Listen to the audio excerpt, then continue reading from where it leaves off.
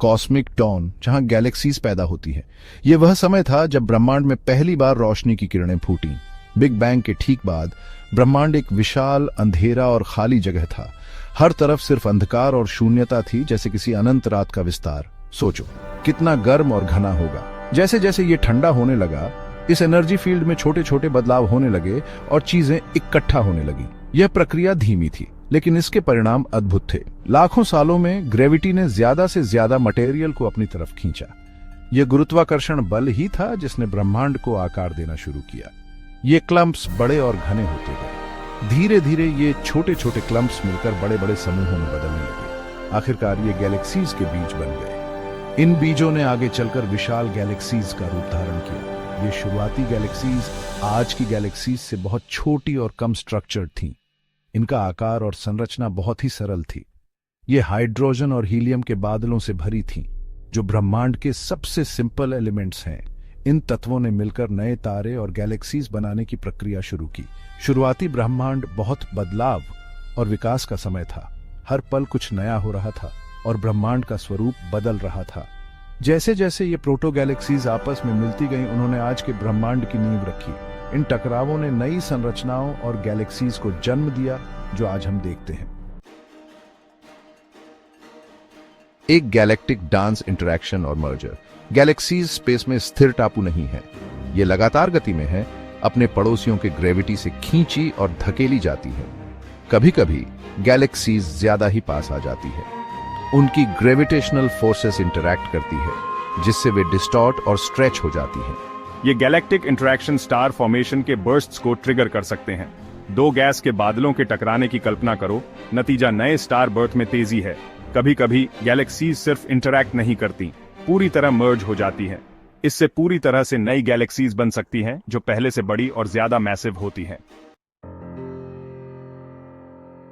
Stellar nurseries, stars का जन्म। ये वो जगहें हैं जहां नए सितारे जन्म लेते हैं और ये प्रक्रिया बेहद रोमांचक और जटिल होती है। गैलेक्सीज के अंदर गैस और धूल के घूमते बादलों में छिपी हुई स्टेलर नर्सरीज होती है। ये बादल धीरे धीरे एकत्रित होते हैं और एक विशाल संरचना बनाते हैं। ये स्टार्स की बर्थ प्लेसेस हैं। नेबुला में ये क्षेत्र नए सितारों के जन्म के लिए आदर्श होते हैं। ग्रेविटी गैस और धूल को एक साथ खींचती है। ये प्रक्रिया धीरे धीरे होती है, लेकिन इसका प्रभाव बहुत गहरा होता है। जैसे जैसे बादल कोलैप्स होता है, यह घना और गर्म होता जाता है। यह गर्मी और घनत्व स्टार के कोर को जन्म देने के लिए आवश्यक होते हैं। आखिरकार कोर इतना गर्म हो जाता है कि न्यूक्लियर फ्यूजन शुरू हो जाता है। यह प्रक्रिया स्टार के जीवन का प्रारंभिक चरण है। यह न्यूक्लियर रिएक्शन बहुत ज्यादा एनर्जी रिलीज करता है, जिससे स्टार चमकने लगता है और अपनी रोशनी फैलाता है, और एक स्टार का जन्म होता है। यह प्रक्रिया लाखों सालों तक चल सकती है। बनने वाले स्टार का प्रकार कोलैप्सिंग बादल के मैस पर निर्भर करता है। बड़े बादल बड़े और चमकीले सितारे बनाते हैं, जबकि छोटे बादल छोटे और कम चमकीले सितारे बनाते हैं। कुछ स्टार्स जल्दी जीते हैं और शानदार सुपरनोवा एक्सप्लोजन्स में जल्दी मर जाते हैं। ये विस्फोट ब्रह्मांड में एक अद्वितीय दृश्य प्रस्तुत करते हैं। ये एक्सप्लोजन्स भारी एलिमेंट्स को स्पेस में फैला देते हैं, जो नए सितारों और ग्रहों के निर्माण के लिए आवश्यक होते हैं, जिससे भविष्य के स्टार्स के लिए मटेरियल एनरिच होता है। इस प्रकार सितारों का जन्म और मृत्यु ब्रह्मांड के विकास में महत्वपूर्ण भूमिका निभाते हैं।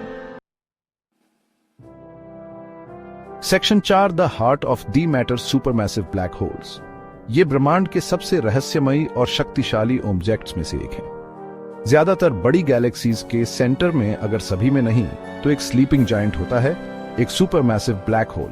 ये ब्लैक होल्स गैलेक्सी के दिल में छिपे होते हैं, जैसे कोई गुप्त रक्षक। ये ऑब्जेक्ट्स हमारे सूरज के मैस से लाखों या अरबों गुना ज्यादा होते हैं। इनकी विशालता की कल्पना करना भी मुश्किल है, क्योंकि ये इतने बड़े होते हैं कि इनका आकार हमारी समझ से परे है।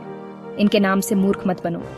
ब्लैक होल्स सिर्फ नाम के ब्लैक नहीं होते, ये वास्तव में बहुत ही जटिल और शक्तिशाली होते हैं। ब्लैक होल्स खाली वॉइड्स नहीं है, ये स्पेस के सबसे घने क्षेत्र होते हैं, जहां पदार्थ इतनी घनीभूत हो जाती है कि कुछ भी, यहाँ तक कि प्रकाश भी एस्केप नहीं कर सकता। ये स्पेस के बहुत घने क्षेत्र हैं जहां ग्रेविटी इतनी मजबूत होती है कि कुछ भी, यहाँ तक कि प्रकाश भी एस्केप नहीं कर सकता। ये स्पेस टाइम को भी विकृत कर देते हैं, जिससे समय और स्थान दोनों प्रभावित होते हैं। हालांकि ये विनाशकारी लग सकते हैं, supermassive black holes Galaxy evolution में एक महत्वपूर्ण भूमिका निभाते हैं। ये गैलेक्सी के विकास को नियंत्रित करते हैं और उसे आकार देते हैं। ये बहुत ज्यादा गैस और धूल को निगलकर स्टार फॉर्मेशन को रेगुलेट कर सकते हैं। इस प्रक्रिया से नई तारों का निर्माण भी प्रभावित होता है। ब्लैक होल में गिरने वाले मटेरियल से रिलीज होने वाली एनर्जी पूरी गैलेक्सी के विकास और एवोल्यूशन को भी प्रभावित कर सकती है। ये एनर्जी गैलेक्सी के विभिन्न हिस्सों में फैलती है और उसे नई दिशा देती है। Section 5 shaping the cosmic tapestry Galaxy types and evolution. अरबों सालों में गैलेक्सीज कई तरह के आकार और साइज में विकसित हुई है।